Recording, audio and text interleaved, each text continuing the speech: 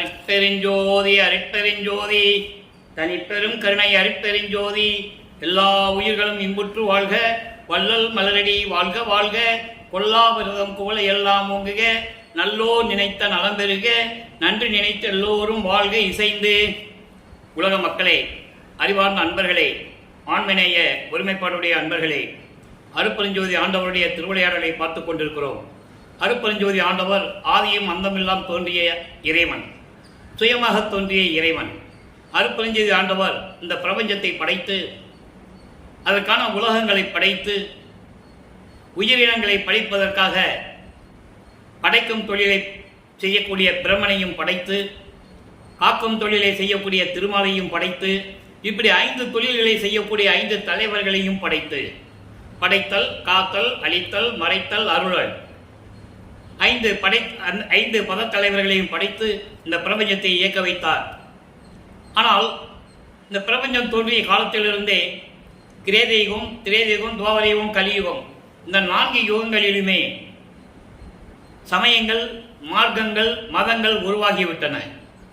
இந்த சமயங்களையும் மார்க்கங்களையும் மதங்களையும் உருவாக்கிய தலைவர்கள் அதன் பிறகு அவர்கள் கருத்துக்கு ஏற்றபடி கர்த்தாக்களை உருவகப்படுத்தி ஆலயங்களை அமைத்து, வழிபாட்டு முறைகளை அமைத்து வழிபட செய்து விட்டார்கள் மக்களை. மக்களும் அதையே வழிபட்டு கொண்டிருக்கிறார்கள். சமயங்களையும் மார்க்கங்களையும் மதங்களுடைய நெறிகளை பின்பற்றி கொண்டு, இதற்கு முன்னால் முன்னோர்கள் எப்படியெல்லாம் வழிபட்டார்களோ அதே போல வழிபட்டு கொண்டிருக்கிறார்கள். அருட்பெருஞ்சாண்டவர் இதையெல்லாம் படைக்கும் போது எல்லாவற்றுக்கும் ஆயுள் காலத்தை படைத்து விட்டார். பிரம்மன், திருமால், ருத்திரன், மகேஸ்வரன், சதாசிவம் போன்ற பதத்தலைவர்களுக்கும் இந்த யுகங்களுக்கும் ஆயுள் காலம் உண்டு.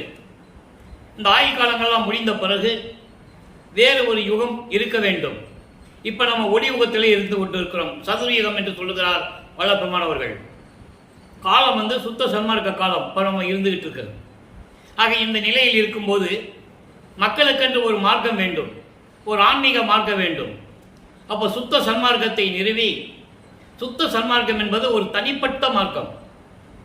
ஏற்கனவே சொல்லப்பட்ட சமயங்களும் மதங்களும் மார்க்கங்களும் சாராத ஒரு மார்க்கம், தனி மார்க்கம், இறைவனால் உருவாக்கப்பட்டது. மற்ற சமயங்களும் மதங்களும் மார்க்கங்களும் மனிதர்களால் உருவாக்கப்பட்டது. ஆனால் இந்த நிலையில் இருக்கும்போது சுத்த சன்மார்க்கத்தை உலக மக்களிடம் சொல்ல வேண்டும். உலக மக்களெல்லாம் சுத்த சன்மார்க்கத்தில் இணைந்து இன்புற்று வாழ வேண்டும் என்பதற்காகவே தன்னுடைய செல்வ பிள்ளையை ஒரு தாயின் வழியாக இந்த பூலோகத்திற்கு வருவிக்க செய்தார். பூலோகத்திற்கு வருவிக்க செய்யும் போது, ஒரு தாயின் கருவறையிலே இருக்கும்போது வல்லபெருமான் தெளிவாக கூறுவார், உபசாரத்தால் பெற்ற தாய் என்பால் ஒருத்தியை நான் கருவறையில் பிண்ட வடிவில் இருக்கும்போது, கருவறை இருட்டாக இருக்கிறது என்று நினைக்கும் போது என் தந்தை அங்கே ஒளி காட்டினார், வெளிச்சம் காட்டினார். பசி எடுக்கிறது என்று சொல்லும்போது அங்கே அருளமுதம் ஊட்டினார். இதெல்லாம் கருவறையிலே நடக்குது. இது முதல் திருவிளையாடல். நல்ல கவனிச்சிக்கணும். வருவிக்க உற்றதுக்கு முன்னால் நடக்கின்ற திருவிளையாடல். அதன் பிறகு உடம்பு புழுக்கமாக இருக்கிறதே என்று சொல்லும்போது அமுத காற்று வீசியது. இப்படியெல்லாம் ஒரு தாயின் கருவறையில் இருக்கும்போதே நடக்கிறது. ஒரு தாயின் கருவறையிலே 10 மாதம் இருந்து வெளியே வந்த பிறகு இவருக்கு மறைப்பு நிலை ஏற்படுகிறது. இவருக்கு என்னன்னே தெரியாது. ஆனால் கருவறையில் இருக்கும்போது தெரியும். இந்த நிலையில் இருக்கும்போது சிறு குழந்தை பருவத்திலே தில்லை தளத்திடையே திரைதூக்க தரிசித்த போது வெய்வகை மேல் காட்டாதே எந்தனக்காய் வெளியாய் காட்டிய மெய் உறவா மெய்ப்பொருளை என்று கூறுவார். அதாவது இந்த உருவம் இல்லாமல் அணிகலன்களை அணிந்து பட்டாடை அணிந்து அந்த உருவத்தை காட்டாமல் வெளியாய் காட்டிய என்னுடைய உண்மையான உறவாகிய தந்தையே என்று கூறுவார், அருட்பெருஞ்சோதியே என்று கூறுவார். இது சுத்த சன்மார்க்கத்தை வாங்கின பிறகுதான் சொல்லுவார். அப்போ தில்லையிலே சிதம்பர ரகசியத்தை பார்த்தது. சிதம்பரம் என்பது அருட்பெருஞ்சோதி ஆண்டவருடைய நிலை. அப்போ அவருடைய நிலையை இங்கே காட்டியது. அதன் பிறகு மறைப்பு நிலை இவருக்கு ஏற்படுகிறது. 1ஆம் ஆண்டிலிருந்து 8 ஆண்டுகள் வரையிலும், அதாவது அருட்பெருஞ்சாண்டவருடைய திருவிளையாடல் 1823ஆம் ஆண்டு தொடங்கி 30/1/1874 இரவு 12 மணி வரையிலும் அருட்பெருஞ்சோதி ஆண்டவருடைய திருவிளையாடல் தொடர்ந்து கொண்டிருக்கிறது. அப்போ அந்த 51 ஆண்டுகளையும் 8 ஆண்டுகளாக பிரித்து தனது மகனுக்கு அருளை கொடுத்துக் கொண்டிருக்கிறார். வருவிக்க உற்ற 1ஆம் ஆண்டிலிருந்து 8 ஆண்டுகள் வரைக்கும் தான் யார் என்று தெரியாத நிலையில் நமது பிள்ளை பெருமானவர்கள் இருந்து கொண்டிருந்த போது 9வது ஆண்டிலே வந்து அருட்பெருஞ்சாண்டவர் தன் மகனை ஆட்கொள்கிறார். மகன் முன் எழுந்தருளி, மகனை நீ என்னால் வருவிக்க உற்றவன் என்ற நிலை மட்டும் உனக்கு இப்போ தெரிந்தால் போதும், நீ ஞானத்தை பெற்றுக்கொண்டாய். மெஞ்ஞானம் கொடுக்கல, ஞானம் மட்டும்தான். ஞானம் வேறு, மெஞ்ஞானம் வேறு. ஞானத்தை பெற்றுக்கொண்டாய், முன்பருவம் பின்பருவம் காட்டி உனக்கு அருள் செய்வேன் என்று சொல்லி மறைந்து விடுகிறார். அதன் பிறகு நமது பிள்ளை பெருமானவர்கள் இறைவனால் வருவிக்க உற்றவன் என்ற நிலை மட்டும் அவருக்கு தெரியும். பாடல்களை பாடக்கொண்ட ஞானம் பெற்றுக்கொண்டார்.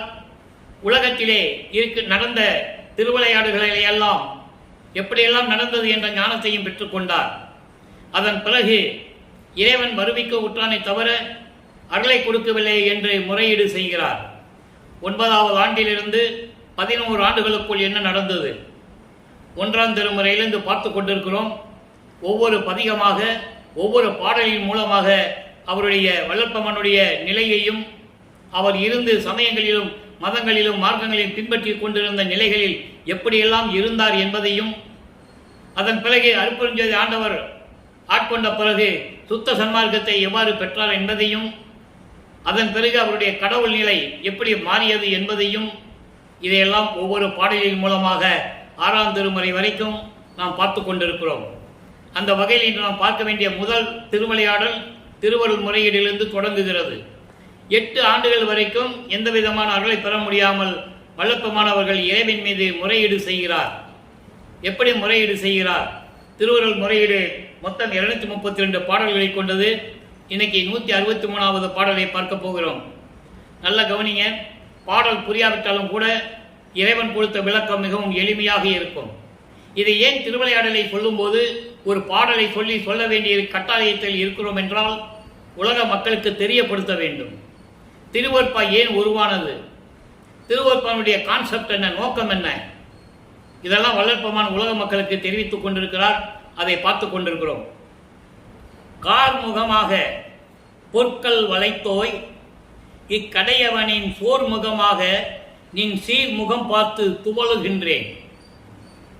போர்முகமாக நின்றோரையும் காத்த நின் பொன்னருள் இப்பார்முகமாக என் ஓர்முகம் பார்க்க பரிந்திலதே. பாடல். இவர் தன் இறைவனிடம் ஒரு விஷயம் நல்லா கவனிச்சுக்கணும். இறைவனிடம் முறையீடு செய்யும் போது உலகத்திலே ஏற்கனவே நடந்த சிவபெருமானுடைய திருவிளையாடலை சொல்லி, இவங்களுக்கெல்லாம் நீ அருள் கொடுத்தாயே, எனக்கு ஏன் கொடுக்கலன்னு கேட்கிறார். இதான் அந்த பாடலுடைய கான்செப்ட்.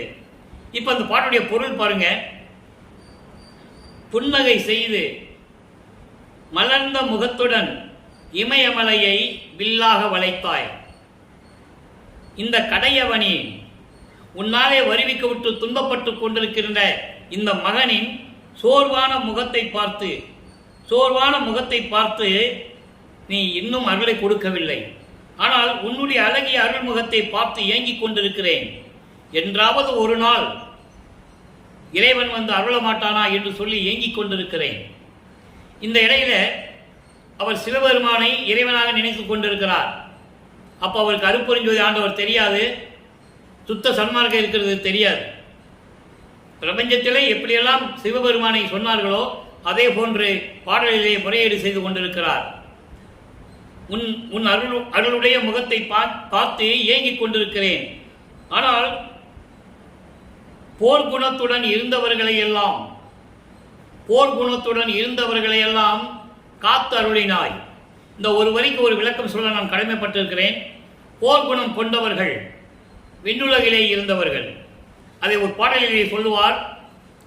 போருக்கு உரியார் மால் அயன் போகி மற்றும் புங்கவர்கள் யாருக்கும் அறியார் எனக்கு எளியராகி மாலையிட்டார். ஈர்க்கும் புகுதாத முளை மதத்தை இன்னும் விட்டார் அடலடி. ஒரு பாடலிலே சொல்லுவார். அதாவது தோழியிடம் சொல்லுவது போல இரங்கல் மாலையில் அது வரும்.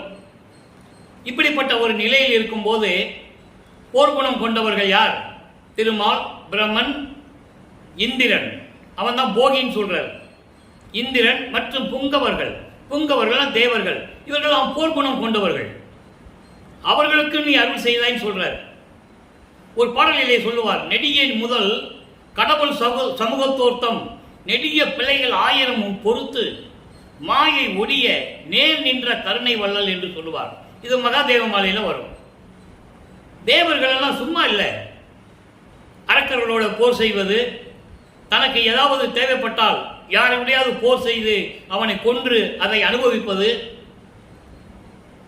இப்படியெல்லாம் நடந்து கொண்டிருந்திருக்கிறது.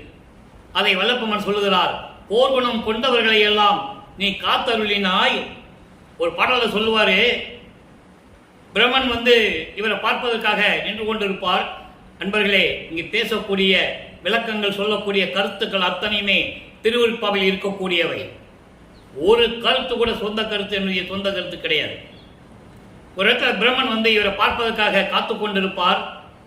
அப்ப அருப்பஞ்சாண்டவர் கேட்பார், பிரம்மன் நின்று கொண்டிருக்கிறானே, அவனை கூப்பிட்டு பேசலையான்னு கேட்பார்.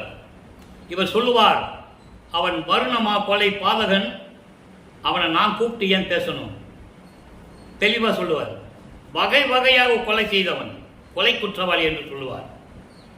இதை ஏன் சொல்கிறார் என்பதை நீங்கள் புரிந்து கொள்ள வேண்டும். எந்த புராணங்களிலும் சமயங்களிலும் காவியங்களிலும் இப்படியெல்லாம் யாரும் சொன்னதில்லை. காரணம், பிரபஞ்சத்தில் நடந்த உண்மைகளை உலக மக்களுக்கு தெரியப்படுத்த வேண்டும்.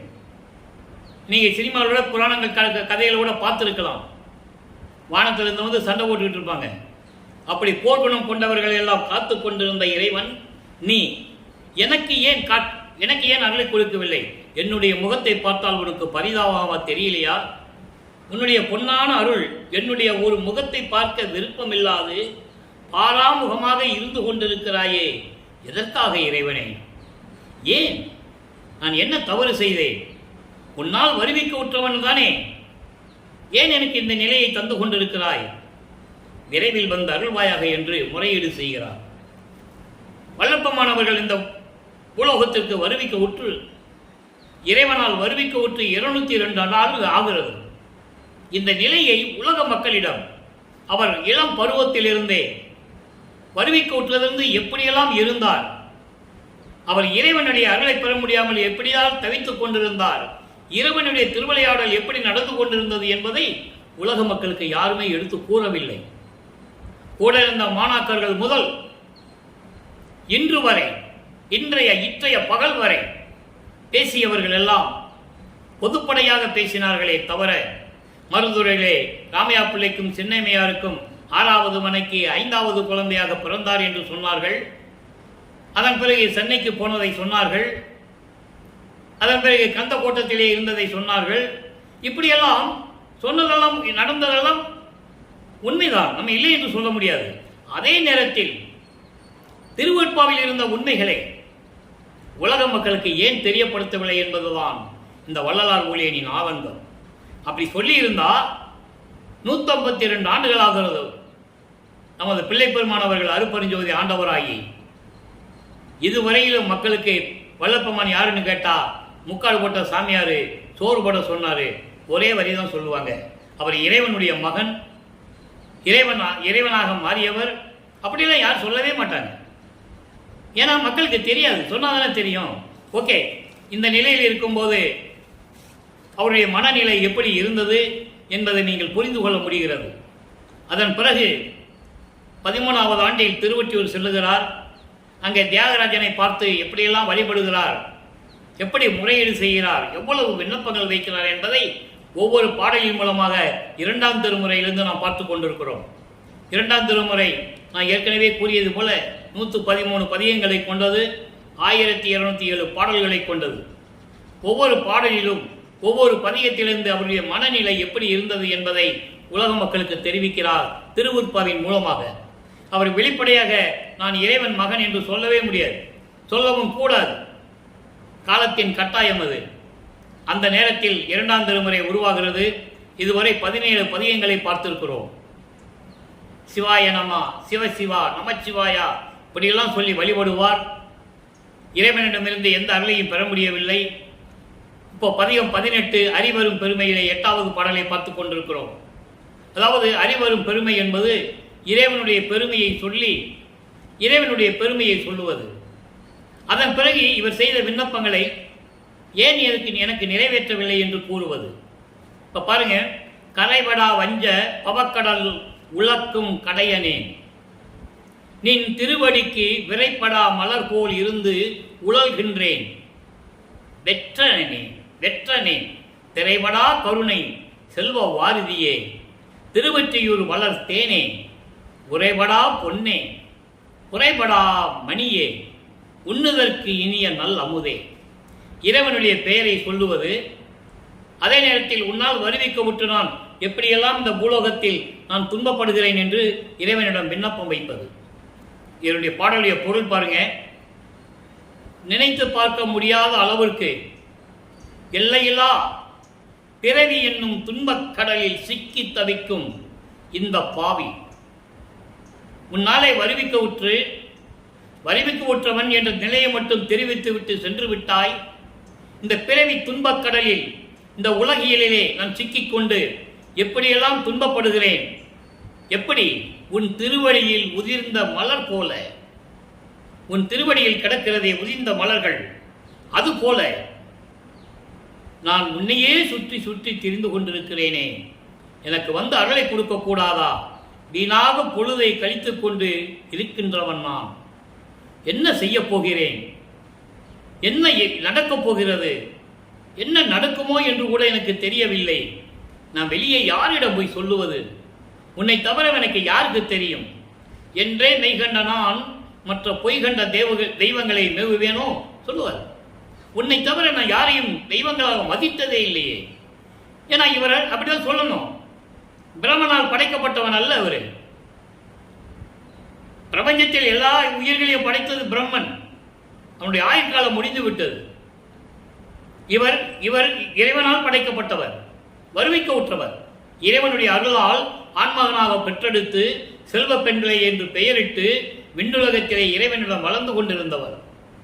அவரை ஒரு தாயின் வழியாக இங்கே வருவிக்க செய்து இப்படியெல்லாம் துன்பப்பட்டுக் கொண்டிருக்கிறார். அந்த நிலையில் இருக்கும்போது, மாயை மயக்கம் இல்லாத கருணை செல்வக் கடலே, திருவொற்றியூரில் குடியிருக்கும் தேனே, தேன் போன்ற இறைவனே, கருணை கடலே, திருவொற்றியூரில் குடியிருக்கும் தேன் போன்ற இறைவனே, சொக்க தங்கமே, உரைபடா பொன்னே என்று சொல்லுகிறார். சொக்க தங்கமே, குறைபடா மணியே, எந்த விதமான குறை இல்லாமல் விளங்கிக் கொண்டிருக்கின்ற மணி போன்ற இறைவனே, உண்ணுதற்கு இனிய நல்ல அமுதே, நினைத்து பார்ப்பதற்கு நல்ல அமுது போன்று இருக்கின்ற இனித்துக் கொண்டிருக்கின்ற இறைவனே, ஏன் என்னை சோதிக்கிறாய்? என் அப்பனே, விரைவில் வந்து எனக்கு அருள வேண்டும் என்று சொல்லி இறைவனிடம் முறையீடு செய்கிறார். ஆக அன்பர்களே, 16 ஆண்டுகள் வரைக்கும் வல்லப்பெருமானார்கள் வருவிக்கப்பட்டு 2 முடிந்து விட்டது. முதல் 8ல் 1ஆம் ஆண்டிலிருந்து 8 ஆண்டுகளுக்குள்ள ஒண்ணுமே இல்லை. இப்போ இறைவன் காட்சி கொடுத்து மகனை ஆட்கொண்டு விட்டு சென்று விட்டார். எந்த விதமான அருளையும் கொடுக்கவில்லை. இப்போ 3வது 8ல் அடியெடுத்து வைத்துக் கொண்டிருக்கிறார். 3 1ஆம் ஆண்டிலிருந்து 24 ஆண்டுகளுக்குள் என்ன நடந்தது? 16 ஆண்டு வரைக்கும் எந்த விதமான பலனும் இல்லை. 17வது ஆண்டிலிருந்து 24 ஆண்டுகளுக்குள் எப்படியெல்லாம் இருந்தது என்பதை 3ஆம் திருமுறை இருக்கின்ற பாடல்களிலே நமக்கு தெளிவாக கூறியிருக்கிறார்கள், பார்த்து கொண்டிருக்கிறோம். 3ஆம் திருமுறையிலே இதுவரைக்கும் 13 பதிகங்களை பார்த்திருக்கிறோம். ஒவ்வொரு பதிகத்திலும் தன்னுடைய மனநிலையை, தன்னுடைய மன குமுறலை, எப்படியெல்லாம் துன்பப்பட்டு கொண்டிருக்கிறார், எப்படி ஏளன பேச்சுகள், கேலிகள், கிண்டல்களை எப்படியெல்லாம் தாங்கிக் கொண்டிருக்கிறார் என்பதை தெளிவாக 13 பதிகங்களில் நாம் பார்த்திருக்கிறோம். இன்று 14வது பதிவு திருக்கோல சிறப்பு என்ற பதிகத்திலே 5வது பாடல். திருக்கோல சிறப்பு என்பது, இப்போ இவர் திருவொற்றியூருக்கு போறாரு. ஏற்கனவே திருமலை வாயிலுக்கு திருவள்ளி தாயத்துக்கு போயிட்டு வந்தாரு, ஒரு பிரயோஜனம் இல்லை. மறுபடியும் திருவொற்றியூரில் இருந்துக்கிட்டு தியாகராஜ பெருமான் கோயிலுக்கு முன்னால் நின்றுட்டு இருக்காரு, தெருவில் நின்றுட்டு இருக்காரு. அதை ஒரு இடத்துல சொல்லுவார். நண்பர்களே, நான் முதல்லயே சொன்னேன், நீ பூலோகத்துக்கு போ மகனே, நிறைய வேலை இருக்குன்னு சொல்லும் போதே நான் உங்ககிட்ட சொன்னேன், நீ என்னை தெருவில் விட்டுருவேன்னு சொன்னேன். நீ என்ன பண்ண? லட்சுமி சரஸ்வதியை என்கிட்ட அனுப்பி என்னை சமாதானப்படி, அவங்க வந்து என்னை வணங்கி பாட்டு பாடி என் மனசை சந்தோஷப்படுத்தி ஆடி என்கிட்ட சம்மதம் வாங்கிட்டாங்க. நானும் வந்துட்டேன். இப்போ நான் சொன்ன மாதிரி ஆகிப்போச்சா? நீ உள்ளே இருக்கிற, நான் தெருவில் இருக்கிறேன். எனக்கு ஒன்றும் இல்லை. எத்த மகனை தெருவில் விட்டுட்டான்னு உங்ககிட்ட பழி வரப்போகுது, அதை மட்டும் பார்த்துக்கோ, என் மேலே பழி இல்லை என்று சொல்லுவார். அந்த பாடலுடைய விளக்கங்களை எல்லாம் நான் பார்த்து விட்டோம். இப்போ என்ன நடக்குதுன்னா, அவர் பவனி வருவதை பார்க்குறாரு, இவருக்கு காட்சி கொடுக்குறாரு. அது மட்டும்தான் இப்போ நடக்கும், வேறு எதுவுமே நடக்காது. நல்லா கவனிங்க. திருக்கோல சிறப்பு இன்னைக்கு 5வது பாடல். புன்னை இதழி பொலி சடையார். எவ்வளவு அருமையா இறைமைகள் சொல்லி இவரை மாதிரி யாருமே சொன்னதில்லை. பொன்னை இதழி பொலி சடையார் போக யோகம் புரிந்து உடையார் மண்ணும் விடையார் திருவொற்றி வாணர் பவனி வர கண்டேன். நமக்கு தேவையான விளக்கம் பவனி வர கண்டேன். இப்போதான் அவருக்கு நிலைகள் மாறுது, ஆண்டுகள் உருண்டு ஓடுகிறது. 24 ஆண்டுகள் வரப்போகுது இல்லையா? அப்போ இவர் பவனி வர கண்டேன். உண்ணும் உடலும் குளிர்ந்து ஓங்க உவகை பெருக உற்று நின்றது. என்னை விழுங்கும் அவர் அழகை என்னென்று உரைப்பது ஏந்தில்லையே, என்னென்று உரைப்பது ஏந்தில்லையே. இது பாடல். பாடலுடைய விளக்கம் பாருங்க. புன்னை இதழி பொலி சடையார், புத்தம் புது மலர்களா கொன்றை மலர்களை அழகான சடையில் பின்னிய சடையில் சூடிய இறைவன் சிவபெருமான். போக யோகர், யோகங்களையெல்லாம் பெற்றுக்கொண்டிருப்பவர். மண்ணும் விடையார், காலை வாகனம் உடையார். திருவொற்றி வாணர், அவர் திருவொற்றியில் இருக்கின்ற இறைவன். பவனி வர கண்டேன், பவனி வரதை நான் பார்த்தேன். இப்பதான் சொல்லுவார், 3ஆம் திருமுறையில தான் சொல்லுவார். பவனி வர பார்த்தேன், என்னை விழுங்கும் அவர் அழகை. அதாவது அதுக்கு முன்னால உண்ணும் உடலும் குளிர்ந்து ஓங்க, என் உள்ளமும் உடலும் அவ்வளவு குளிர்ந்து இருந்தது. அப்படின்னு அர்த்தம். மகிழ்ச்சியா இருந்தேன், மகிழ்ச்சி பொங்க நின்று கொண்டிருக்க உவகை பெற்று நான் மகிழ்வோடு இருந்து கொண்டிருந்தேன். அவருடைய அழகை, என்னை விழுங்கும் அவர் அழகை என்னவென்று சொல்லுவது, எப்படி சொல்லுவது என்று கூட எனக்கு தெரியவில்லை என்று உலக மக்களுக்கு தெரிவிக்கிறார். ஆக அவர் தெரிவிப்பது என்னவென்றால், உலக மக்களே, நான் இறைவனால் வருவிக்க உற்று 24 ஆண்டுகள் வரையிலும் இறைவனிடமிருந்து எந்த அருளை பெற முடியாமல் தவித்துக் கொண்டிருந்தேன். அந்த நிலையில் நான் 24வது ஆண்டு திருவொற்றியூரிலே வருவிக்க உற்று 24வது ஆண்டு. வல்லப்பமனுக்கு வயதில்லை, அதை நீங்கள் நல்லா புரிஞ்சுக்கணும். நான் ஏற்கனவே ஒவ்வொரு பதிவிலும் கூறியிருக்கிறேன், அவர் ஒவ்வொரு யுகத்திலேயும் இருந்தவர்.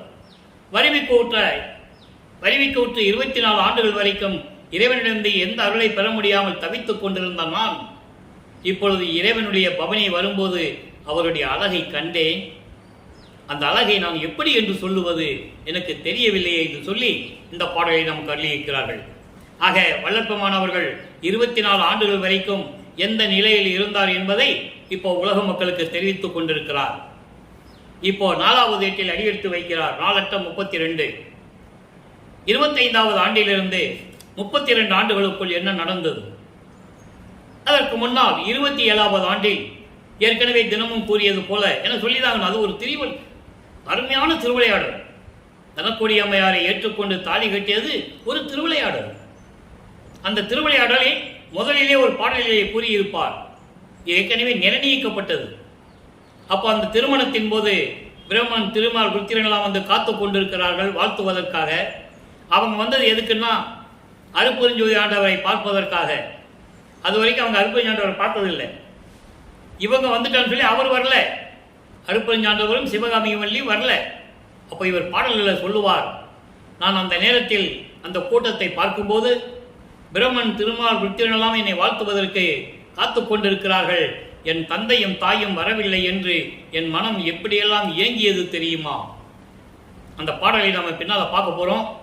அதனுடைய விளக்கத்தை மட்டும் முதல்ல சொல்கிறேன். அந்த நிலையில் இருக்கும்போது அந்த அம்மாவுக்கு தாலி கட்டி மோட்ச வீட்டை காட்டி விமோசனத்தை கொடுத்தது. அதன் பிறகு பற்றுகளை துறக்க வேண்டும், உலகியலிலிருந்து வெளியே வர வேண்டும், சமயங்களிலும் மதங்களிலும் மார்க்கங்கள் நெறிகளிலிருந்து முற்றிலுமாக வெளியே வர வேண்டும், திருநீறு பூசுவதை நிறுத்த வேண்டும், புத்திராட்ச மாலையை அணியக்கூடாது. இந்த நிலைகளெல்லாம் பின்பற்றி கொண்டு, ஏன்னா இது ஏன் சொல்றாருன்னா இது சமயங்களிலும் மதங்களிலும் மார்க்கங்களையும் சார்ந்தது, குறியீடுகள் என்று சொல்லுகிறார். தெளிவாக சொல்லுகிறார் திருவொற்பாவிலே. குறியீடுகள், சமயங்களுக்கும் மதங்களுக்கும் மார்க்கங்களுக்கும் குறியீடுகள் உண்டு. சைவ சமயத்தை சேர்ந்தவர்கள் திருநீர் பூசிக் கொள்வார்கள். சாதகம் சமயத்தை சேர்ந்தவர்கள், அம்மனை வழிபடுன்றவர்கள் கண்டிப்பாக பொட்டு வச்சுக்குவாங்க. வைஷ்ணவ சமயத்தை சேர்ந்தவர்கள் நாமம் போட்டுக்குவாங்க. அதிலையும் பல வகைகள், கொண்டி நாமம், பாத நாமம், ஒத்த நாமம், வடகலை, தெங்கலை, ஏகப்பட்ட பிரிவுகள். இதையெல்லாம் கம்ப்ளீட்டா விட வேண்டும். இவர் சமயத்தை வழிபட்டு நின்று கொண்டிருந்தார், சைவ சமயத்தை பின்பற்றி கொண்டிருந்தார். சிவபெருமானை வழிபடுவது, உருவ வழிபாடு செய்வது, நமச்சிவாயம் சிவாயனம் என்று சொல்லுவது, இப்படியெல்லாம் நிலைகளிலே இருந்து இவர் மாறுபட வேண்டும். அப்பதான் சுத்த சன்மார்க்கத்தை பெற முடியும். இப்ப சுத்த சன்மார்க்கம் இருக்கிறது அவருக்கு தெரியும். தனக்கோடி அம்மையாருடைய நிலையை உயர்த்திவிட்டு அவர் உலக பற்றுகளை எல்லாம் துறந்து இப்ப என்ன பண்றாரு, இனிமே நம்ம எங்கேயும் போகக்கூடாது, கதவை பூட்டிட்டு தாப்பா போட்டார். சென்னையில் இருக்கும்போது இருந்த இடத்திலேயே கதவை பூட்டி தாப்பா போட்டார். அருட்பெருஞ்சோதி ஆண்டவருக்கு தெரிந்து விட்டது, மகன் மிகவும் கோபமாக இருக்கிறார் என்று நினைத்து மகனை சாந்தப்படுத்த வேண்டும், அதே நேரத்தில் மகனுக்கு அருளை கொடுக்க வேண்டும் என்ற நிலையில் அருட்பெருஞ்சோதி ஆண்டவர் எப்படியெல்லாம் தெருவழியா நடந்து வந்து, கால் வலிக்க நடந்து வந்து கதவை திறந்து மகனுக்கு அருளை கொடுத்தார் என்பதை ஒவ்வொரு பாடலின் மூலமாக நமது பிள்ளை பெருமானவர்கள் அருளிய அருட்பிரகாச மாலையிலிருந்து பார்த்து கொண்டிருக்கிறோம். இன்னைக்கு 83வது பாடல். மொத்தம் 100 பாடல்களை கொண்டது. இன்னைக்கு 83வது பாடலை பார்க்க போறோம். எப்படிப்பட்ட திருவடிகள்னு முதலே சொல்லுவார். இறைவனுடைய திருவடிகளை பற்றி சொல்லிவிட்டு, அப்படிப்பட்ட இறைவன் தெருவிலே இரவிலே நடந்து வந்து கதவை திறந்து வா மகனே என்று அழைத்து எனக்கு அருள் கொடையை கொடுத்தார் என்பதை ஒவ்வொரு பாடலில் கூறியதை நாம் பார்த்து கொண்டிருக்கிறோம். இன்றைய பாடல் பாருங்க. எவ்வுலகமும் எவ்வுயிரும் எச்செயலும் தோன்றி இயங்கும் இடமாகி, எல்லாம் முயங்கும் இடமாகி, தெவ்வுலகமும் நண்பு உலகமும் சமமாக கொண்ட சித்தர்கள் தம் சித்தத்தை தித்திக்கும் பதங்கள். இங்கே சித்தர்கள் என்று சொல்லுவார். ஏன்னா சமயங்களும் மதங்களும் மார்க்கங்களை சார்ந்தவர்கள் சித்தர்கள், சுத்த சன்மார்க்கத்தை சேர்ந்தவர்கள் சாதுக்கள். டிஃபரன்ஸ் இருக்கு, வேறுபாடு இருக்கும். அப்போ எவ்வுலகமும் எவ்வுயிரும் எச்செயலுமாக தோன்றி இயங்கும் இடமாக தோன்றி, எல்லாம் முயங்கும் இடமாகி, எல்லா இடங்களுக்கும் பொருத்தம்படியாக பொருந்தி இருந்து கொண்டு, தெவ்வுலகமும் நண்பு உலகமும். தெவ்வுலகம் என்பது பகை கொண்ட உலகங்கள், பகை கொண்ட உலகங்கள், நட்பு கொண்ட உலகங்கள், இதெல்லாம் இருக்கு. அரக்கர் வாழக்கூடியது, அரக்கர்களுக்கு தேவர்களுக்கு சண்டை போடுறது, இதெல்லாம் பகை உலகங்கள். இப்படியெல்லாம் ரெண்டுக்கும் சமமாக கொண்ட, நடுநிலையாக நின்று கொண்டு, சமரசமாக நின்று கொண்டிருக்கின்ற சித்தர்கள் தம் சித்தத்தை, சித்தர்களின் உள்ளத்திலே தித்திக்கும்படி இருக்கின்ற திருவழிகள். அவன் தான் நமச்சிவாயா சிவாயனமான்னு எப்பவும் சொல்லிக்கிட்டே இருப்பாங்க. அப்படிப்பட்ட திருவடிகள் இவ்வுலகில் வருந்த நடந்து, விண்ணுலகத்திலிருந்து பூலோகத்திற்கு வந்து கால் வலிக்க நடந்து, என்னையும் ஒரு பொருட்டாக எண்ணி என்னை மகனாக ஏற்றுக்கொண்டு இரவில் நடந்து வந்து எழில் கதவம் திறப்பித்து, அவர் வந்துதான் திறக்கிறாரு. வந்து பாப்பாரு, தெரிஞ்சு போச்சவருக்கு இவன் கதவை பூட்டி தாப்பா போட்டான், கதவை தட்டினாலும் திறக்க போறது இல்லை, நம்மளே திறந்துருவோம் சொல்லி அப்படி அருளால் அப்படியே தாப்பா திறக்குது. கதவை திறப்பித்து அங்கு என் கையில் ஒன்று அளித்தாய், அங்கே அருகே என்னை அழைத்து மகனை என்று அழைத்து ஒரு அருள் கொடையை கொடுத்தாய் என்று சொல்கிறார். ஆக 24 ஆண்டுகள் வரைக்கும் எந்த விதமான அருளை கொடுக்க முடியாத இறைவன் இப்ப வந்து தன் மகன் முன் தோன்றி கதவை திறந்து இரவில் நடந்து வந்து அருள் கொடையை கொடுக்கிறார். அப்போ நிலைகள் மாறுகிறது. ஏன்னா மொத்தம் 51 வருஷத்துல 32 ஆண்டுகள் முடிய போகுது. இனி பேலன்ஸ் மீதி 19 வருஷம் தான் இருக்கு.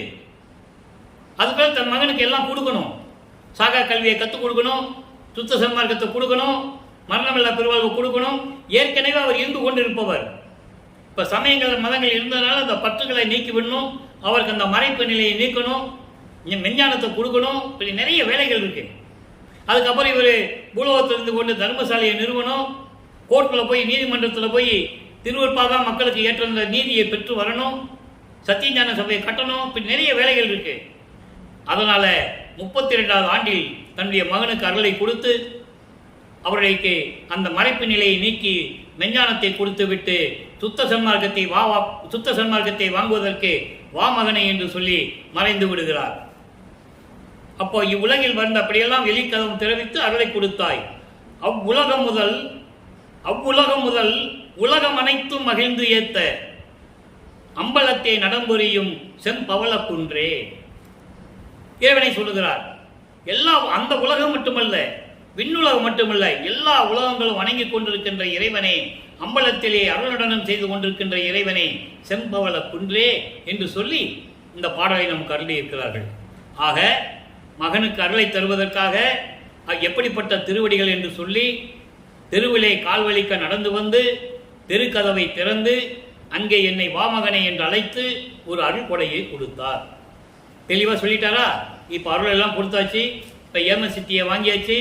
நல்லா கவனிக்கணும். அதெல்லாம் நம்ம ஏற்கனவே பல பதியங்களை பார்த்துட்டோம். 4ஆம் திருமுறையிலே பிரசாத மாலையிலே நம்ம பார்த்துட்டோம். அதுக்கு பிறகு அபராத மாலை, அபராத மன்னிப்பு மாலை நிறைய பார்த்துட்டோம். இப்போ இந்த நிலையில் இருந்து கொண்டு இப்போ வளர்ப்பமானவர்கள் அதற்கு முன்னால் 24 ஆண்டுகள் வரைக்கும் அவர் எங்கே போனாலும் நடந்து தான் போகணும். இப்போ நடந்து போகணும்னு அவசியம் இல்லை. நினைச்சா நினைச்ச இடத்துல இருப்பார், எத்தனை உருவத்தில் வேணாலும் இருப்பார். அந்த நிலைகள் எல்லாம் பெற்றுக்கொண்டார். இப்போ சுத்த சன்மார்க்கத்தை வாங்குவதற்கு அங்கே சென்று கொண்டிருக்கிறார். அங்கே மகனை வரவேற்று சத்தியஞான சபையிலே, அங்கே சத்தியஞான சபை, அந்த சபையை அப்படியே மக்களுக்கு இங்கே அருள வேண்டும் என்பதற்காகத்தான் வடலூரிலே சத்தியஞான சபையை நிறுவியது என்பதை இங்கே நான் குறிப்பிட பதிவு செய்ய கடமைப்பட்டிருக்கிறேன். ஆக அங்கே மகனை உட்கார வைத்து சிங்காசனத்திலே அமர வைத்து மணிமுடி சூட்டி உலகம் அறிய எல்லாரும் முன்னிலையில் இவன் என் மகன் பிரபஞ்சத்தை இயக்கப் போகின்றான் என்ற நிலையை எல்லாருக்கும் சொல்லிவிட்டு மகனே சென்று வருவாயாக என்று சொல்லி பூலோகத்திற்கு அனுப்பிவிடுகிறார்.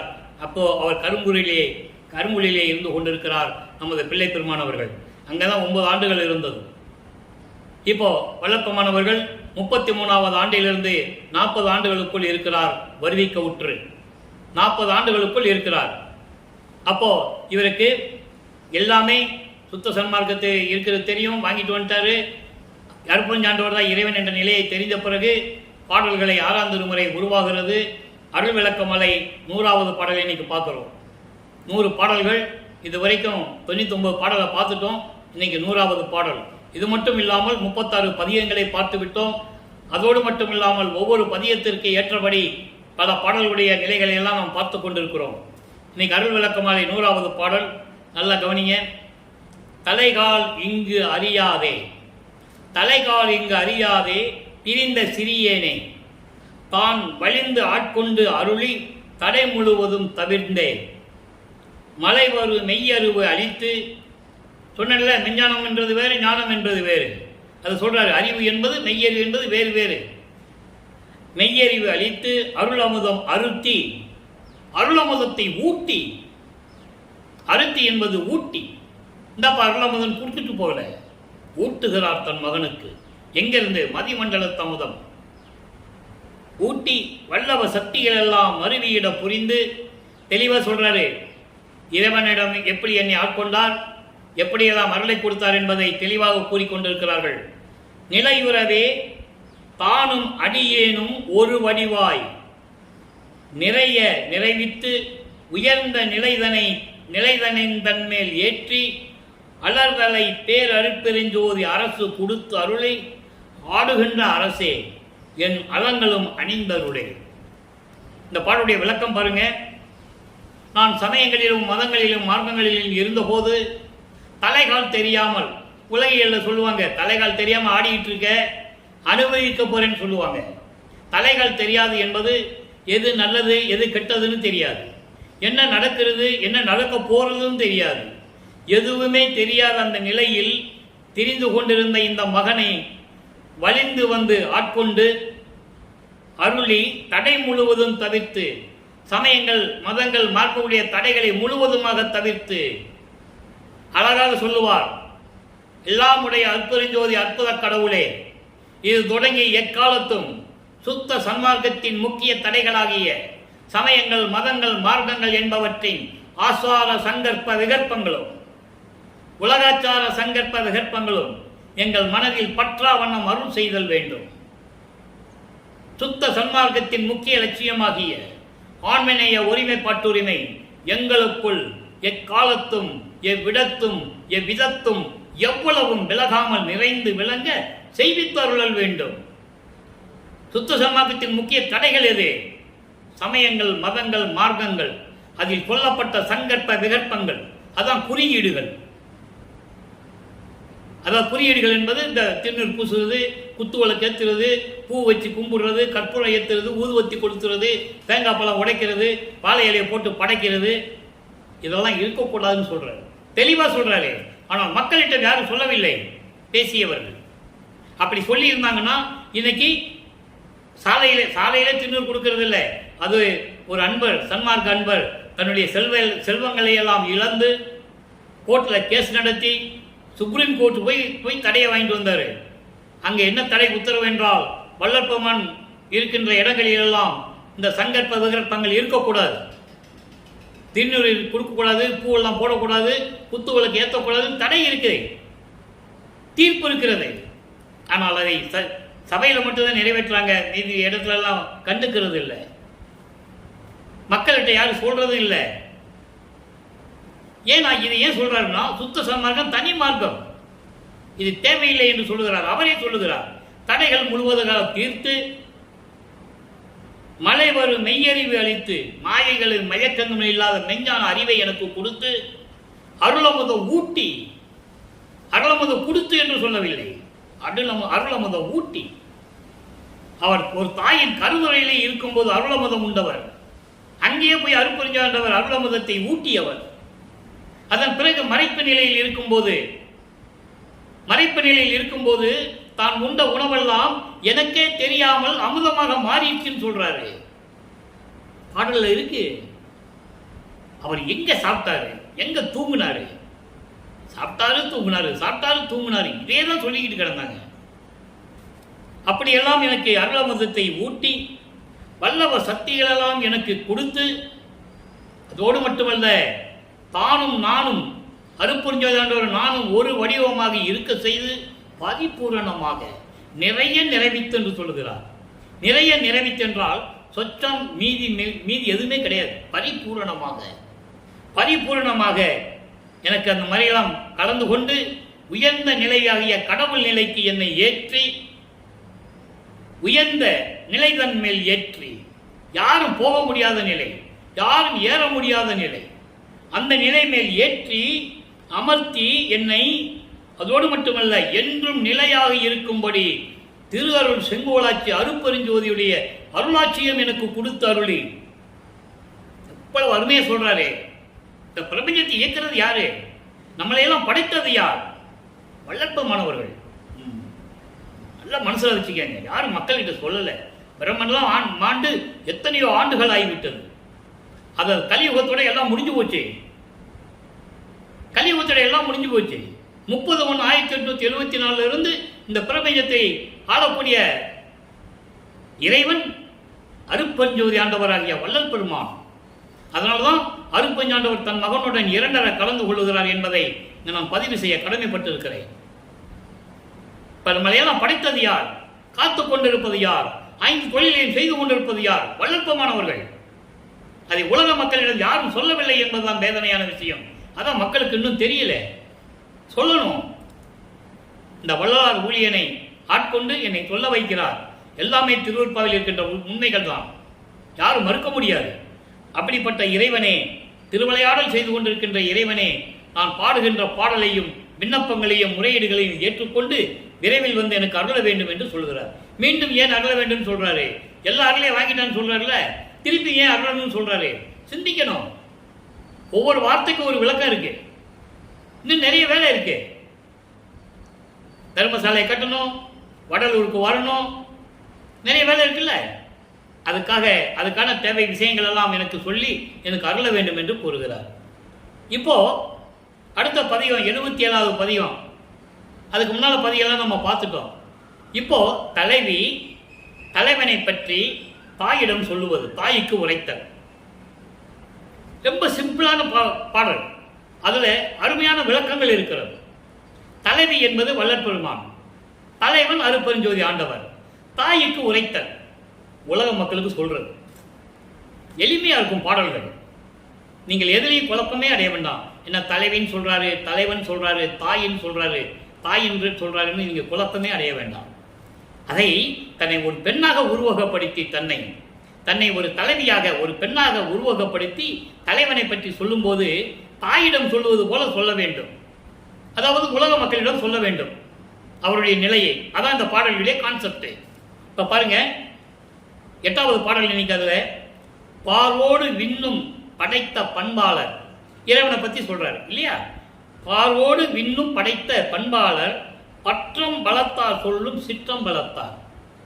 மொத்தம் 8 வரி பாடல்கள், 2 வரியா சொல்றேன். அதாவது பார் என்பது இந்த பூலோகம், மண்ணுலகம். மண்ணுலகத்தையும் விண்ணுலகத்தையும் படைத்த பண்போடு இருக்கின்ற பண்பாளர் அருட்பெருஞ்சோதி ஆண்டவர். அதோடு மட்டுமல்ல, பற்றம் பலத்தார் சொல் சிற்றம்பலத்தார், இறைவன் மீது பற்று கொண்டவர்கள் சொல்லக்கூடிய சிற்றம்பலத்தில் இருக்கின்ற இறைவன். பற்றம்பலத்தார், இறைவன் அருட்பெருஞ்சோதி ஆண்டவர் மீது பற்று கொண்டவர்கள் யாரு?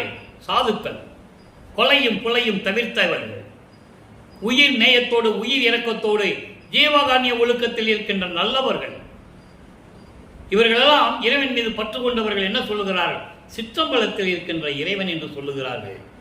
அப்படிப்பட்ட இறைவன் வாரிடு கொங்கையர் மங்கையரோட மன்று அகம்பாடி மகிழ்கின்ற போது இவர் நிலையை சொல்றாரு.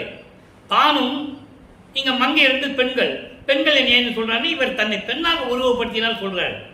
ஆனால் விளக்கம் என்பது சுத்த சன்மார்க்கத்தை மேற்கொண்ட சாதுக்களோடு அன்பர்களோடு நான் மன்ற அகம்பாடி என்பது சத்தியஞான சபையின் சிறப்பை பாடி சொல்லிக் கொண்டிருக்கும் போது, உரையாடி கொண்டிருக்கும் போது, சத்து விசாரம் செய்து கொண்டிருக்கும் போது அதான் சொல்றாரு. சத்து விசாரம் என்பது அருட்பெருஞ்சோதி ஆண்டவருடைய பெருமையை பற்றி சொல்லுவது, நம்மளுடைய சிறுமையை பற்றி இறைவனிடம் சொல்லுவது, ஒப்படைப்பது, நம்மளை இறைவனுடைய அருளை பற்றி சொல்லுவது, எப்படியெல்லாம் இறைவன் இருக்கின்றான் என்று சொல்லுவது, இதெல்லாம் சத்து விசாரங்கள். அதான் இங்க சொல்றாரு, நானும் சாதுக்கள் பல நண்பர்களோடு நின்று கொண்டு சத்தியஞான சபையிலே திருச்சிற்றம்பலத்தில் இருக்கின்ற இறைவனை பற்றி புகழை பற்றி பாடும் போதும் சத்து விசாரம் செய்து கொண்டிருந்த போது அதை தான் இங்கே சொல்லுகிறார். தன்னை ஒரு பெண்ணாக உருவப்படுத்தினால் மங்கையரோடு பெண்களோடு நான் பேசிக் கொண்டிருந்த போது என்று சொல்லுகிறார். அதை நீங்க புரிஞ்சுக்கணும். ஏன்னா இப்படியெல்லாம் இருக்கின்ற போது நான் சத்து விசாரம் செய்து கொண்டிருந்த போது அவர் வருகிறார். இறைவனுடைய காட்சியை சொல்ல வேண்டும். இறைவனுடைய காட்சியை சொல்ல வேண்டும். எப்படி இறைவன் வந்து அருளை கொடுக்கிறார், எப்படி திருவிளையாடல் செய்கிறார் சொல்ற பாருங்க. ஏர் உடம்பு பொன்று என எண்ணேல் நீ பெண்ணே, எப்படி சொல்றாரா இறைவனே? இவரை பெண்ணாக உருவப்படுத்தினால், தலைவியாக சொன்னதனால் அவர் சொல்றாரு, ஏர் உடம்பு பொன்னென்று எண்ணேல் நீ பெண்ணே, எம் உடம்புடன் புனை இணைத்து இங்கு. ஆக இதனுடைய பொருள் என்னவென்றால், மகனே உன்னுடைய உடம்பு பொன்னான உடம்பு என்று நீ நினைக்காதே. எவ்வளவு அழகா சொல்றார் பாருங்க. உன்னுடைய உடம்பு, இந்த அழகான உடம்பு பொன்னான உடம்பு என்று நீ நினைக்காதே மகனே, நீ என்னோடு இணைந்து கொள், அப்போ உனக்கு தெரியும். அப்படின்றால் இறைவனுக்குரிய சுத்த தேகத்தோடு தன்னை இணைத்துக் கொண்டால் சுத்த தேகம் கிடைத்து விட்டது என்று சொல்லுகிறார். இதான் இந்த பாட்டுடைய விளக்கம். யார் சொல்லல, தெரியல, சொல்லல, அவ்வளவுதான். சுத்த தேகத்தை மகனுக்கு கொடுப்பதற்கு எப்படி திருவிளையாடல் செய்கிறார் பாருங்க. இவர் சாதுக்களோட பேசிட்டு இருக்கும் போது, சத்து விசாரணை செய்து கொண்டிருக்கும் போது இறைவன் வருகிறார். வந்த உடனே, மகனே இந்த அழகான உடம்பை பற்றி பேசிக் கொண்டிருக்கிறாய், இந்த பொன்னான உடம்பை பற்றி பேசிக் கொண்டிருக்கிறாய். அப்படி இல்லை மகனே, நீ என்னோடு கலந்து கொள், என்னோடு புனைக, என்னோடு சேர்ந்து கொள், இணைத்து புனைக. என்னோடு சேர்ந்து கொண்டால் உன் உடம்பு என்ன உடம்பு என்று உனக்கு தெரியும் என்று சொல்லுகிறார். அதுதான் சுத்த தேகம். அதோடு மட்டுமல்ல, எனக்கே ஈர் உடம்பு என்கின்றார் என்னடியம்மா. எனக்கே 2 உடம்பு இருக்கிறதே, இன்னும் பாக்கி இருக்கிறதே. என்ன உடம்பு? பிரவண தேகம், ஞான தேகம். இன்னும் 2 உடம்பு இருக்கிறது என்று சொல்லுகிறார். அப்போ முத்தேகத்தில் சுத்த தேகத்தை சொல்லிட்டாரு. இன்னும் 2 உடம்பு இருக்கிறது மகனே என்று சொல்லுகிறார். என் கை பிடிக்கிறார் என்னடி அம்மா, அப்படி சொல்லிட்டு என் கையை பிடிக்கிறாரு அப்படின்னு உலக மக்களுக்கு சொல்றாரு. கையை பிடிக்கிறதுன்னு அர்த்தம், என்னோடு அணைத்து கொண்டார். அவர் பெற்ற மகன் நான், அவரால் வருவிக்கூற்ற மகன் நான், என்னை அணைத்துக் கொள்ளுகிறார் என்று உலக மக்களுக்கு சொல்லுகிறார். இப்போ உங்களுக்கு புரிஞ்சிருக்குன்னு நான் நினைக்கிறேன். இதுதான் பாடலுடைய மைய கருத்து. இறைவனுடைய திருவிளையாடல் நடந்து கொண்டிருக்கிறது. இவர் இப்படியெல்லாம் இருக்கும்போது அவர் வந்து தன் மகனுக்கு சுத்த தேகத்தை கொடுக்கிறார். அதன் பிறகு சொல்லிட்டு போறார், இன்னும் 2 உடம்பு இருக்கு மகனே, பிரணவ தேகமும் ஞான தேகமும் இருக்குது அப்படின்னு சொல்லிட்டு என்னை கட்டி அணைத்து கொண்டார் என்று சொல்லுகிறார். சரி, இப்போ இது சொல்லியாச்சு உலக மக்களுக்கு. இப்போ தாய் சொல்லுகிறாள் செவிலி தாய்க்கு. அது ஒரு நிலை. தாய் செவிலி தாயிடம் சொல்லுவது போல தன்னுடைய மகளின் நிலையை இப்போ தலைவி சொன்னதை தாய் கேட்டுக்கிட்டு இருப்பாள். அப்போ தாய் வந்து மற்ற தாய்களுக்கு, செவிலி தாய் என்றால் வாடகை தாய் என்று சொல்வார்கள், அப்படி அல்ல, செவிலி தாய் என்பது மற்ற தாய்களுக்கு சொல்லுகிறார் தன்னுடைய மகளை பற்றி. அந்த பாடல் பாருங்க, அருமையா இருக்கும். சத்திய ஞான சபாபதி எனக்கே தனிப்பதி ஆயினான் என்றால், நித்திய வாழ்வு பெற்று நான் இன்ப நிலைதனில் நிறைந்தனன் என்றால், பித்தியல் உலகீர் காண்பினோ சித்தி பேறு எல்லாம் என் வசத்து என்றால், எத்திசையரும் ஒத்து இவன் வருக என்று கூறினால் எனது மெல்லியலே, மெல்லியல்னா எனது பெண், எனது மகள். அதாவது ஒரு தாய் மகளை பற்றி மற்ற ஒரு தாய்க்கு சொல்லுவது போல, அதான் செவிலி தாய் என்று சொல்லுகிறார். இப்ப பாருங்க, இந்த பாடலுடைய விளக்கம் பாருங்க. எப்படிப்பட்ட இறைவன், சத்திய ஞான சபாபதி எனக்கே தனிப்பதி ஆயினான். வல்லப்பமன் சொல்றார் உலக மக்களுக்கு. அங்கே சத்தியஞான சபையிலே தனிப்பதியாக விளங்கிக் கொண்டிருக்கின்ற அருப்பெருஞ்சோதி ஆண்டவர் எனக்கு தனி கடவுளாகினார். அதான் சொல்லுவாரே, ஆதியம் அந்தமில்லா அருப்பெருஞ்சோதி, சாதியும் மதமும் சமயமும் காணா ஆதி அநாதையாம் அருப்பெருஞ்சோதி, சாதி மதமும் சமயமும் பொய்யென ஆதியில் உணர்த்திய அருப்பெருஞ்சோதி. நல்லா புரிஞ்சுக்கணும் நீங்க. அப்படிப்பட்ட இறைவன் எனக்கு ஆண்டவரானார். அதோடு மட்டுமல்ல, நித்திய வாழ்வு பெற்று நான் இன்ப நிலைதனில் நிறைந்தனன் என்றால், ஒரு தாய் மகளை பற்றி சொல்லுவது போல உலக மக்களுக்கு தன்னுடைய நிலையை சொல்லுகிறார்.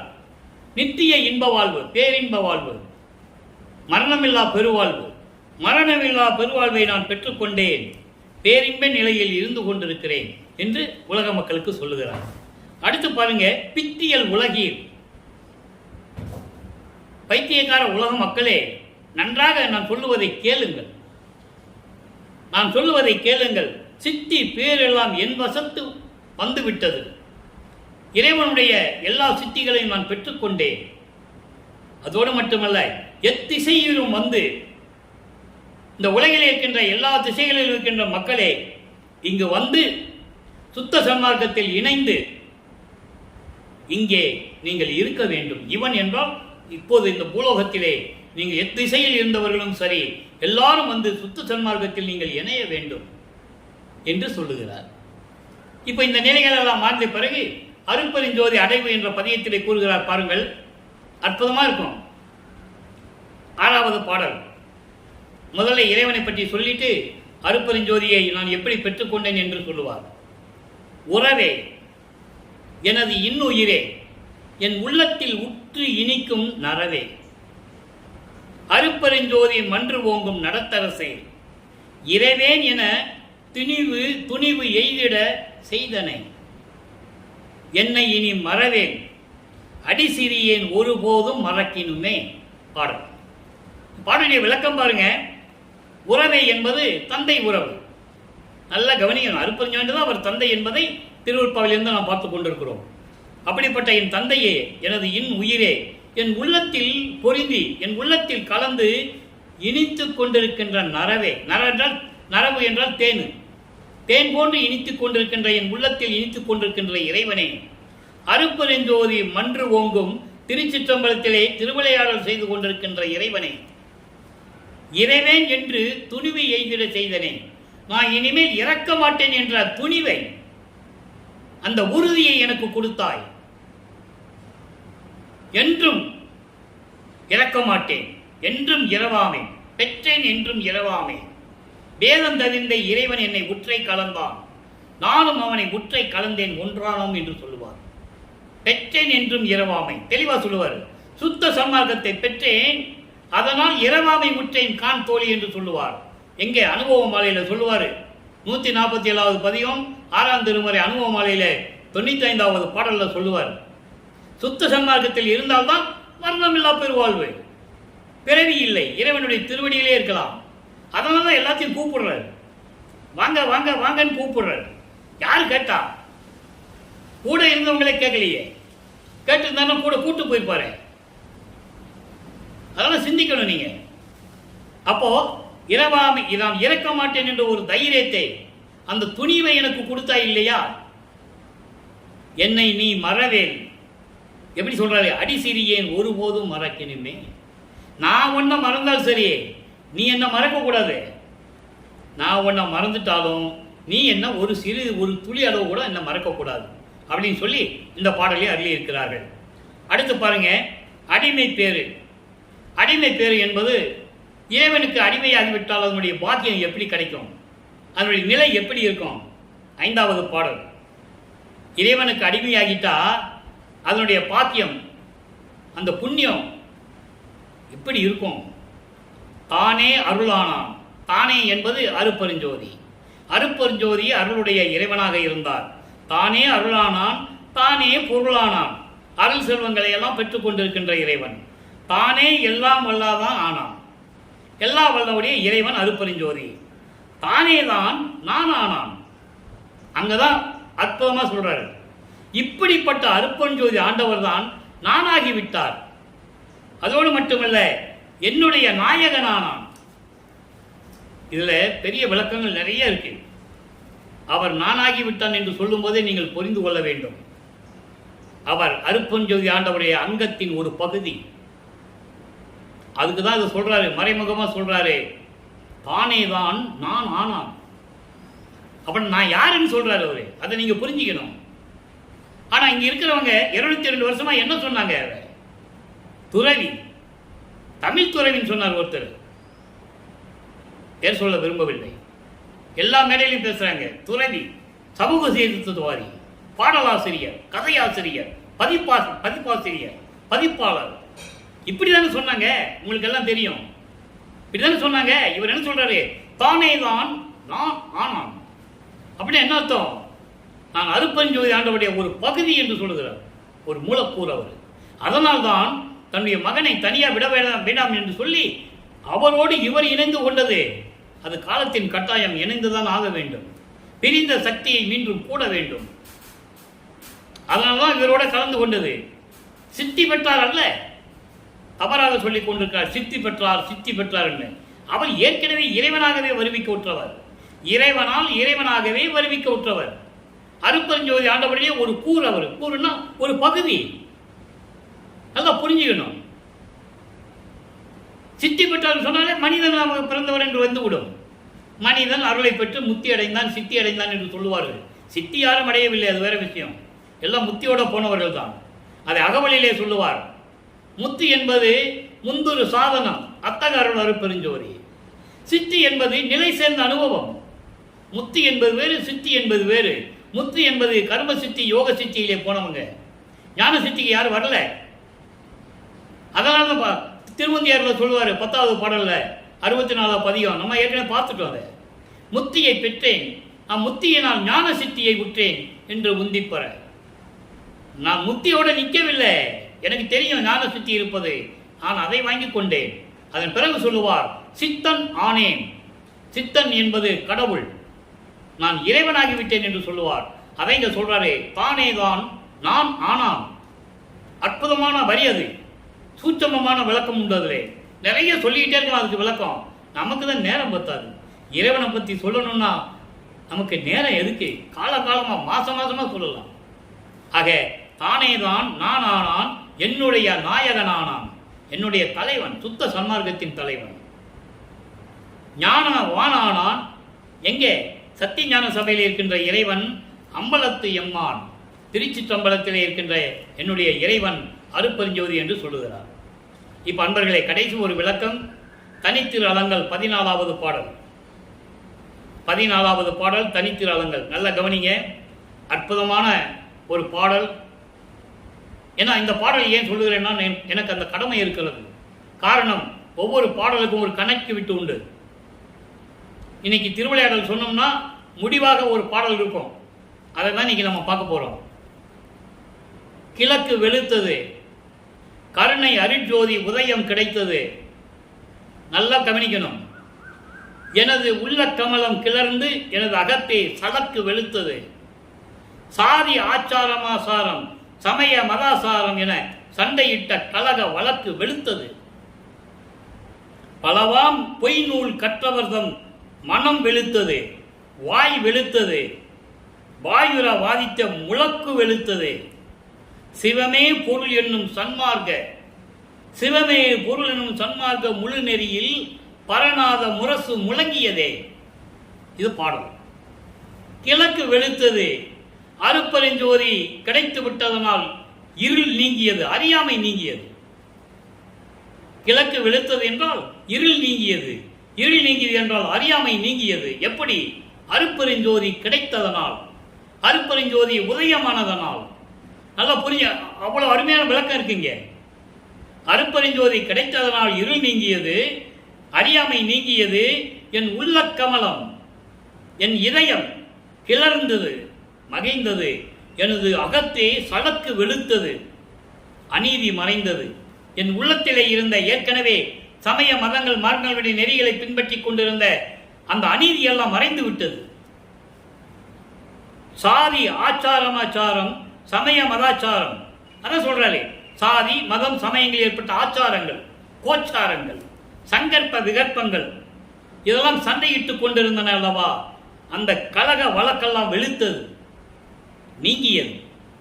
இனிமே எதுவுமே கிடையாது, எல்லாம் சுத்த சன்மார்க்கம் தான். அந்த நிலையில் இருக்கும்போது பலவாம் பொய் நூல் கற்றவர்கள், அழகா சொல்லிட்டாரா? இந்த பொய் நூல் என்பதை பல்லப்பமான ஒரு இடத்தில் குறிப்பிட்டதை நான் இங்கே சொல்ல கடமைப்பட்டிருக்கிறேன். பொய் நூல் என்பது மலங்கள் மாயைகள் சூழ்ந்த, உலக பற்றுகள் சூழ்ந்த எழுதினவர்கள் எழுதின நூல்கள் எல்லாம் பொய் என்று சொல்லுவார். அவர்கள் பிரபஞ்சத்தின் உண்மையை பற்றி எழுத முடியாது என்று சொல்லுவார். மலங்களும் மாயைகளும் மயக்கங்களும் உலக ஆசைகளும் காமமும் நிறைந்தவர்கள் எழுதிய நூல்கள் எல்லாம் அங்கே உலகத்தினுடைய உண்மைகள், பிரபஞ்சத்தின் உண்மைகள் எல்லாம் உண்மையை உள்ளபடி சொல்ல முடியாது என்று சொல்லுகிறார். ஆக மலங்கள் நீங்கியவன் தான், பற்றுகள் நீங்கியவன் தான் உண்மைகளை எழுத முடியும் என்று கூறுவார். அதனால்தான் இங்கு சொல்லுவார், பொய் நூல் கற்றவர்கள் எல்லாம் அவர்கள் மனம் வெளுத்தது. அவர்கள் மனத்தில் இருந்ததெல்லாம் உலக மக்களுக்கு தெரிந்து விட்டது, எல்லாம் வெளுத்து விட்டது என்று சொல்லுவார்கள். இல்லை, சாய வெளுத்தது டும் டும் டும் பாட்டில் கூட வரும், சினிமா பாட்டில். இப்படி நிலைகள் எல்லாம் வெளுத்து விட்டது என்று சொல்லுவார். எல்லாம் வெளியே வெட்ட வெளிச்சத்துக்கு வந்து விட்டது. வாய் வெளுத்தது, அவங்க பேசினதெல்லாம் பொய் என்று ஆகிவிட்டது. வாயுர வாதித்த அந்த சவடால்கள் என்று சொல்வார்கள், சவடால் விட்டு பேசுறான்ப்பா. ஆரவாரம், கூக்குரல், கூச்சுக்குரல், கூச்சலிடுவது, ஆரவாரம் செய்வது, அதெல்லாம் நீங்கி விட்டது. இனிமே மக்கள்கிட்ட பழிக்காது, எல்லாம் வெளுத்து விட்டது. சிவமே பொருள் என்னும் சன்மார்க்க முழு நெறியில், சிவமே பொருள், அருட்பெருஞ்சோதி ஆண்டவர் தான் கடவுள் என்ற சன்மார்க்க முழு நெறி பரநாத முரசு கொட்டியது, முழங்கியது, பிரபஞ்சம் முழுவதும் விளங்கிக் கொண்டிருக்கிறது என்று சொல்லி இந்த பாடலை நாம் கருளியிருக்கிறார்கள். ஆக இறைவனுடைய திருவிளையாடலை கூறி, இறைவனிடமிருந்து எப்படியெல்லாம் அருளை பெற்றுக் கொண்டேன். ஒவ்வொரு காலகட்டத்தில் 8 ஆண்டுகள் வரையிலும் ஒன்றுமில்லை. 9வது ஆண்டிலே இதெல்லாம் நடந்தது, என்னை ஆட்கொண்டார். அதன் பிறகு 32வது ஆண்டிலே வந்து எனக்கு அருள் கொடுத்து சுத்த சன்மார்க்கத்தை வாங்குவதற்காக அங்கே தத்துவங்களை கடந்து அந்தங்களை கடந்து சிவஞான வெளிக்கு வர சொன்னார் எனது தந்தை. அங்கே போய் எல்லாம் பெற்றுக்கொண்டு வந்துவிட்டேன். சுத்த சன்மார்க்கத்தை பெற்ற பிறகு எப்படியெல்லாம் அருளை பெற்றேன் என்பதை தெளிவாக இன்றைய பதிவிலே நாம் பார்த்து விட்டோம். எனவே அன்பர்களே, நீங்களும் சுத்த சன்மார்க்கத்தில் இணைந்து இறைவனை வணங்கி அருட்பெருஞ்சோதி அருட்பெருஞ்சோதி தனிப்பெருங்கனை அருப்பஞ்சே மகாமந்திரத்தை உச்சரித்து கொலையும் புலையும் தவிர்த்து இறைவனை வணங்கி இறைவனுடைய அருளையும் செல்வங்களையெல்லாம் பெற்றுக்கொண்டு இந்த பூலோகத்திலே நீங்கள் வாழ்வாங்கு வாழ வேண்டும், நோயற்ற வாழ வேண்டும் என்று இறைவனுடைய தயவாலையும் கருணையாலையும் வாழ்த்தி விடைபெறுகிறேன். இந்த வள்ளலார் ஊழியன். நன்றி, வணக்கம். மீண்டும் சந்திப்போம். நாளையும் இறைவனுடைய திருவிளையாடல் தொடரும்.